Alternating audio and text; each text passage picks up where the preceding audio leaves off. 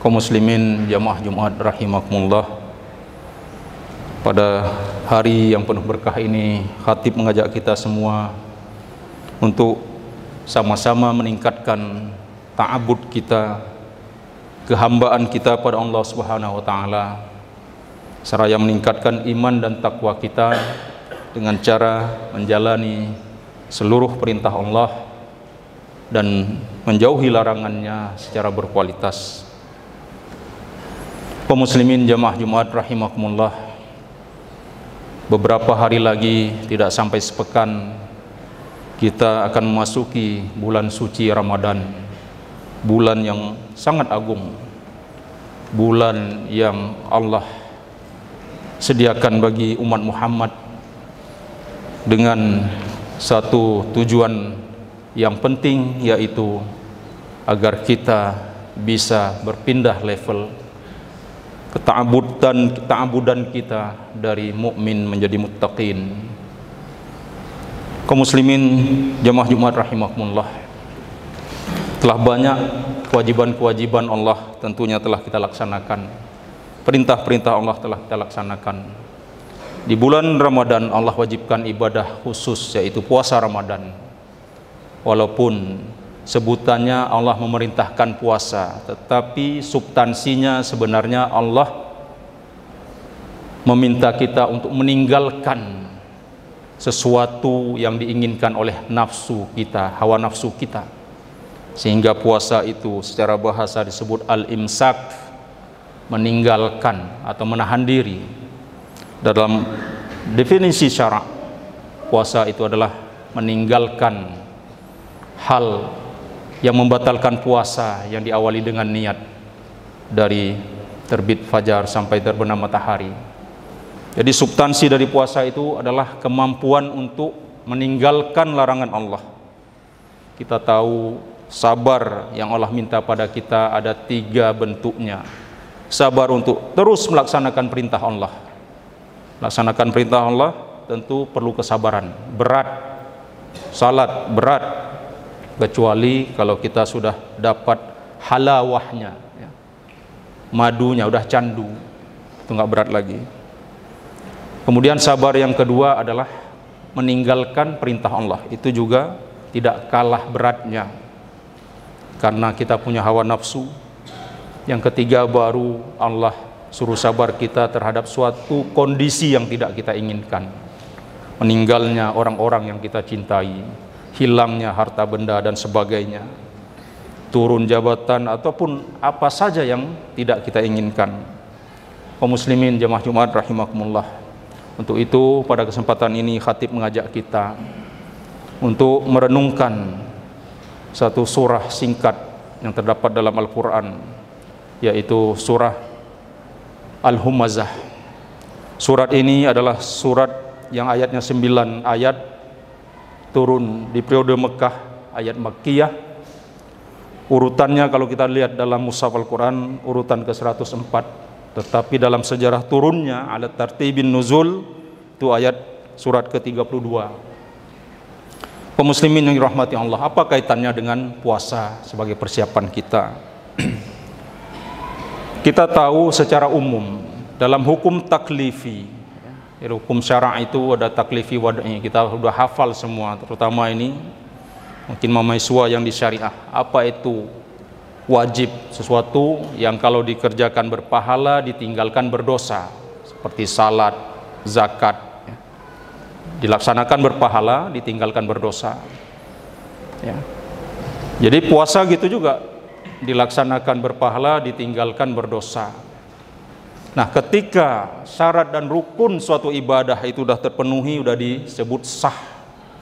Kalau sudah sah, berhaklah kita mendapat pahala. Tetapi puasa, setelah kita penuhi rukunnya, kita niat meninggalkan semua yang dibatalkan, yang membatalkan puasa, makan, minum, berjima, ya. Kemudian ataupun datang haid bagi wanita. Jadi setelah terhindar yang membatalkan puasa, ternyata pahalanya belum otomatis. Karena ada hadis Nabi dengan redaksi yang beragam, diantaranya kam min shaimin, dalam matan yang lain Rubba shaimin, berapa banyak orang yang berpuasa, laisa lahu min siyamihi, dia nggak dapat apa-apa dari jerih payah puasanya. Para ulama menafsirkan, ya, puasanya udah memenuhi rukun dan syarat, udah sah. Maksud sah apa? Artinya di akhirat dia nggak diazab lagi karena meninggalkan puasa. Dia udah laksanakan, rukun dan syaratnya udah terpenuhi, tetapi pahala nggak dapat, ya. Karena apa? Karena melakukan sesuatu yang bisa membatalkan pahala puasa, ya. Baik dengan kita melihat hal-hal yang terlarang, perempuan yang bukan mahram kita terbuka aurat dan sebagainya, dan salah satunya juga kita menceritakan aib saudara kita.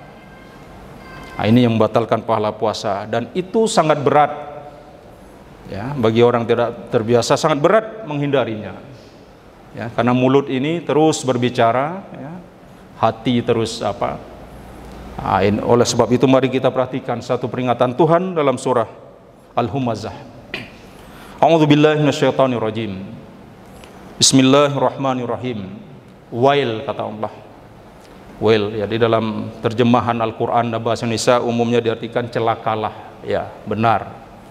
Jadi orang Arab sebenarnya tidak terbiasa memulai kalimatnya dengan nakirah. Tapi di sini Allah gunakan wail, celaka.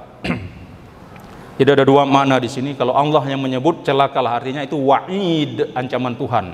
Artinya kamu akan saya campak ke neraka, gitu kira-kira, celaka.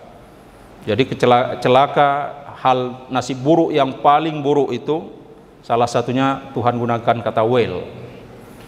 Kemudian juga wail, karena ini nakirah, kaum muslimin yang dirahmati Allah. Ini sebagian ulama memahami ini doa. Bagi Tuhan wail itu celaka. Tuhan mengancam kita, kamu akan saya celakakan, gitu kira-kira. Ketika ayat itu sudah turun ke Muhammad dan kita disuruh membaca, ya, ketika kita membaca ayat itu bermakna ad-doa. Jadi berapa banyak jutaan umat Islam membaca ayat ini, surat ini, itu bermakna doa. Artinya umat Islam berdoa semuanya, ya Allah celakakanlah. Setelah Allah ancam celaka, lalu umat Islam berdoa, celakakanlah ya Allah. Bagi siapa? Likulli humazatil lumazah, bagi setiap, semua humazah dan lumazah. Siapa itu humazah? Ada beberapa penafsiran para ulama, kita ambil penafsiran yang lebih mu'tabar. Humazah itu adalah salah satu kitab tafsir menafsirkan alladzi yu'ibun nas, orang yang menceritakan, menampakkan kekurangan orang lain, apalagi orang lain itu seorang muslim, ya. Nah, itu al-humazah. Kemudian wa yat'anu alaihim bil isyarah wal fi'l. Target dia kelemahan orang lain, cacat orang lain, hal yang tidak bagus pada orang lain harus diketahui oleh orang lain, ya, dengan cara apa? Wayat'an alaihim. Jadi tujuannya bukan untuk memperbaiki, tapi tujuannya untuk membunuh karakter, tujuannya untuk mempermalukan, tujuannya untuk menyiksa, menzalimi. Wayat'amu alaihim bil isyarah wal fi'. Jadi al-humazah itu adalah, ya, menyebutkan, menampakkan aib kekurangan saudara kita dengan mulut dan isyarat. Misalnya isyarat, ada orang misalnya ada aibnya, aib fisik, ya, mungkin ya matanya kurang bagus, ya, apakah buta sebelah dan sebagainya. Nah, dia micingkan, menutup matanya sebelah, diisyaratkan ke kawan-kawan yang lain jadi lelucon. Orang yang mungkin jalannya agak pincang, dia pura-pura pincang. Itu ingin menunjukkan kelemahan orang lain, aib orang lain yang berbentuk fisik lewat isyarah wal fi'li, dan juga lewat perbuatan. Ini al-humazah kaum muslimin yang dirahmati Allah. Tujuannya yat'anna alaihim, supaya orang itu malu. Jadi Allah mengutuk keras, wailul likulli humazatil lumazah. Kalau lumazah seperti itu juga, tetapi lewat ucapan, ya, kita menghina orang lain lewat ucapan, baik di depan maupun di belakang. Kemudian dari wazannya ini, humazah dan lumazah ini, para ulama juga berpendapat sifatnya bukan sesekali, semacam menjadi karakter, ya. Jadi yuksir, jadi kesehariannya nggak enak kalau tidak menceritakan keburukan orang lain, menghina orang lain, tidak enak. Jadi kalau orang Aceh bilang kajit pekaten. Jadi Allah mengingatkan ini, dan ini penting kaitannya dengan puasa agar pahala puasa kita peroleh. Ya, kalau sekedar melaksanakan rukunnya, ya, kita meninggalkan yang batalkan, mudah-mudahan mampu. Tetapi yang kecil-kecil sebenarnya besar, ini sering terabaikan kaum muslimin yang dirahmati Allah. Jadi itu wailul likulli humazatil lumazah, celakalah setiap orang yang menampakkan keburukan orang lain, kelemahan orang lain, apalagi fisik. Kaum muslimin, kalau fisik itu tentu Tuhan lebih marah, ya. Kita hina fisik orang lain, karena siapa yang menghina fisik makhluk, ya, dia udah menghina penciptanya. Tuhan sudah dihina, padahal kita nggak bisa membuat yang jauh lebih buruk dari itu, juga nggak bisa.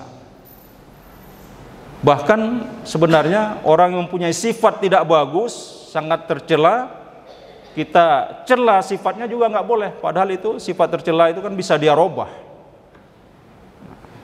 Kecuali kapan boleh aib orang itu kita ceritakan di belakangnya. Itu ada 3 kondisi, salah satunya ketika kita jadi saksi dalam suatu perkara, harus kita sebutkan. Kaum muslimin yang dirahmati Allah, ayat kedua ini menariknya, Allah iringi, ya. Seakan-akan Allah yang mengatakan kalau ada pengupat, pencela, salah satu indikatornya di ayat 2 ini, alladzi jama'a malau wa'addadah, yaitu orang yang mengumpulkan harta, siang malam cari duit, cari harta, kekayaan, wa'addadah, dan menghitung-hitungnya. Bukan nggak boleh menghitung harta, tapi maksud di sini waktunya, konsentrasinya full untuk harta, lupa terhadap Tuhan, lupa terhadap sosial dan sebagainya. Jadi memang orangnya adalah financial oriented, ya. Orientasi hidupnya untuk kemewahan. Dan bahkan kalau ada orang lain yang lebih mewah dari dia, ataupun sama, ataupun mendekati saja, apa yang terjadi? Sifat humazah dan lumazah itu terus bertebaran. Jadi ini diiringi ayat ini, seakan-akan Allah yang mengatakan, ya, kalau orang orientasinya untuk materi semata dalam hidupnya, itu dia suka mengupat, dia suka mencela orang lain karena merasa tersaingi dan sebagainya, atau merasa orang tersebut menjadi halangan baginya untuk memperkaya diri dan sebagainya. Kaum muslimin yang dirahmati Allah, barulah Allah perjelas nanti ayat-ayat berikutnya bagaimana pedihnya siksaan Tuhan. Kemudian di ayat ketiga Allah mengatakan yahsabu anna malahu akhladah, dia mengira, ya, hartanya itu bisa membuat dia kekal, dia bahagia terus dengan hartanya, padahal matinya sudah ada jadwalnya, nggak bisa dihindari. Jadi kaum muslimin yang dirahmati Allah, ini menjadi renungan bagi kita. Mungkin kita nggak punya sifat ini, karena humazah itu memang karakternya memang seperti itu. Tapi kalau kita menganggap remeh hal yang kecil, dia jadi besar, ya. Tidak ada dosa besar, tidak ada dosa kecil kalau dilakukan terus menerus, dia menjadi besar. Artinya ini bisa menjadi karakter kita kalau tidak kita tinggalkan. Momentum Ramadan ini sangat tepat kita meninggalkan untuk mencela kelemahan-kelemahan saudara-saudara kita kaum muslimin yang dirahmati Allah. Karena kalau yang mempunyai karakter ini, setiap misalnya dia berbicara, itu hanya 2. Dia memuji orang yang membuat dia finansialnya bagus, yang dia senangi, dan spontanitas dia akan menyakiti orang yang dianggap menjadi hambatan untuk memperoleh harta bagi dirinya. Sehingga kalau dalam bahasa Aceh itu sering disebut ketika dia sudah berbicara, ya, kamegidong taloi donggop. Nah, itu istilah bahasa Aceh, sangat menarik ya. Taloi dong itu hewan, sapi, kerbau, hewan ternak biasa selalu diikat ya, supaya mudah dikendalikan oleh pemiliknya untuk membajak dan sebagainya. Diikat di hidungnya, dilobangi, diikat, sehingga kalau ditarik dia ke arah kiri ikut sapi itu. Kenapa? Kalau tidak pedih. Nah, kalau kita manusia, hidung kita yang begitu tipis, bagaimana pedihnya kalau kita diikat di hidung kita, dihalau. Jadi itu ada karakter orang seperti itu, sehingga Allah mencela dan mengancam ini kaum muslimin yang dirahmati Allah. Kemudian di ayat keempat, nah, baru Allah menggambarkan bagaimana azabnya. Kalla, sekali-kali jangan seperti itu ya.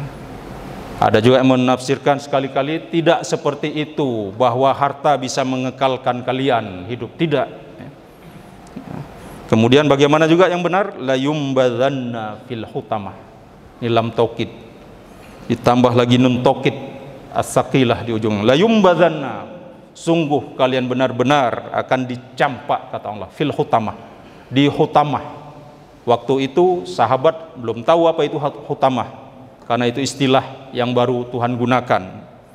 Lalu dijelaskan oleh Allah, wa ma adraka mal hutamah. Bahkan Nabi pun belum tahu.